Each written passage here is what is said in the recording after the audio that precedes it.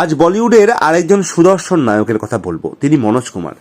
জন্মনাম হরিকিষণ গিরি গোস্বামী, 24শে জুলাই 1937 সাল। ভারত কুমার নামেও পরিচিত। হলেন একজন ভারতীয় অভিনেতা, চলচ্চিত্র পরিচালক ও লেখক। তিনি মূলত বলিউডে কাজ করে থাকেন। তিনি তার কর্মজীবনে অসংখ্য পুরস্কার অর্জন করেছেন।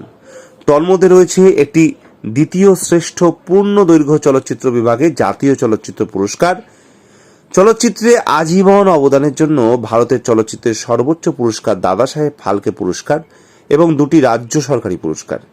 এছাড়া তিনি 8টি ফিল্মফেয়ার পুরস্কার অর্জন করেছেন। 1992 সালে ভারত সরকার তাকে ভারতের 4র্থ সর্বোচ্চ বেসামরিক সম্মাননা পদ্মশ্রী পুরস্কারে ভূষিত করেন। 1957 সালে ফ্যাশন চলচ্চিত্রে ছোট একটি চরিত্রে অভিনয়ের মধ্যে দিয়ে তার চলচ্চিত্রে অভিষেক ঘটে।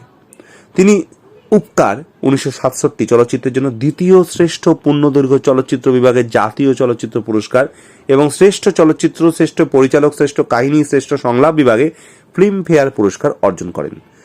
1972 সালে তিনি বেঈমান চলচ্চিত্রে অভিনয় করে শ্রেষ্ঠ অভিনেতা বিভাগে ফিল্মফেয়ার পুরস্কার এবং 1973 সালে শোর চলচ্চিত্রের জন্য শ্রেষ্ঠ চিত্র সম্পাদনা বিভাগে ফিল্মফেয়ার পুরস্কার অর্জন করেন।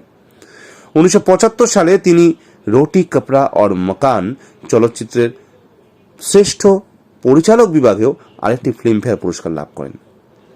তথ্যসূত্র অজানা, নাম জানা গেলে অবশ্যই পরে কোনো একটা অন্য ভিডিও বানিয়ে কৃতজ্ঞতা স্বীকার করব, অথবা এই ভিডিওরই ডেসক্রিপশন বক্সে এডিট করে দেবো। তবে এটি আমি নিয়েছি সুফিয়া কামালের ফেসবুক পেজ থেকে, তাকে আমি ধন্যবাদ জানাই। অর্থাৎ মূলত এটি সমাজ মাধ্যম থেকেই সংগৃহীত। নমস্কার।